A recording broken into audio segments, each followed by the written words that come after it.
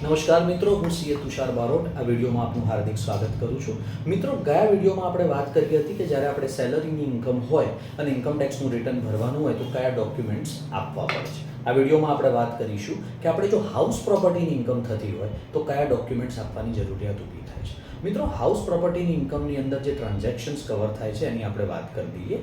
એમાં પ્રોપર્ટીમાંથી થતી જે ઇન્કમ હોય એ રિલેટેડ ટ્રાન્ઝેક્શન્સ તમારે રિટર્નમાં બતાવવાના થતા હોય છે.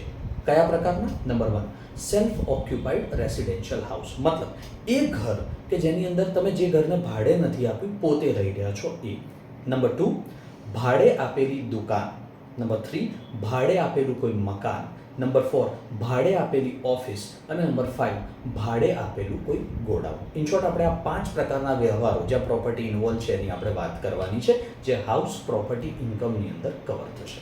મિત્રો, આમાં કયા પ્રકારના ડોક્યુમેન્ટ્સની જરૂરિયાત ઊભી થશે? નંબર 1, માલિકીનું પ્રૂફવાળું એક દસ્તાવેજ જોઈશે કે આ જે તમામ પ્રોપર્ટીઝની વાત કરી છે એની માલિકી કોની છે. પ્રૂફ કયું છે? ઇન્ડેક્સ 2ની કોપી. આ પહેલું પ્રૂફ થયું. બીજી વાત કરીશું આપણે રેન્ટ એગ્રીમેન્ટ. મિત્રો, રેન્ટ એગ્રીમેન્ટ એટલે તમારે ભાડાની આવક થઈ રહી છે તો એ રિલેટેડ તમે રેન્ટ એગ્રીમેન્ટ કર્યો હશે તો એ એક દસ્તાવેજ, એક પ્રૂફ તરીકે ગણવામાં આવશે. Number 3, loan interest statement. જેટલી પણ આ પ્રોપર્ટીઝ છે મિત્રો, એમાંથી જેની ઉપર પણ આપણે લોન લીધેલી હોય તો એનું ઇન્ટરેસ્ટનું સર્ટિફિકેટ તમારે જે તે બેંક કે ફાઇનાન્શિયલ ઇન્સ્ટિટ્યૂટ જોડેથી માંગવાનું રહેશે. અને ચોથી વાત મિત્રો, તમે આની અંદર જે એએમસી ટેક્સ કે મ્યુનિસિપાલિટી અથવા જે નગરપાલિકા તમને લાગુ પડતી હોય એને તમે જે ટેક્સ ભર્યો હોય એના રિસિપ્ટની વાત કરવાની આવશે. રેન્ટ એગ્રીમેન્ટ માટે એક નાનકડી એડિશનલ વાત આપણે કરી દઈએ મિત્રો, કે મારી સલાહ એવી રહેશે કે રેન્ટ એગ્રીમેન્ટ એક તો અંગ્રેજી ભાષામાં બને ત્યાં સુધી હોય તો સારું.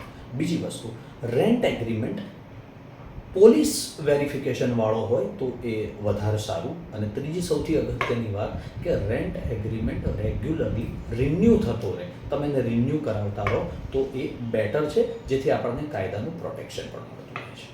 મિત્રો, આપણે આવનારા વિડીયોની અંદર ધંધા કે વ્યવસાયની અંદરથી કોઈ ઇન્કમ થાય છે તો કયા ડોક્યુમેન્ટ્સની જરૂર પડશે એની ચર્ચા કરીશું. આશા રાખું કે આ માહિતી આપના માટે ઉપયોગી નીવડી હશે.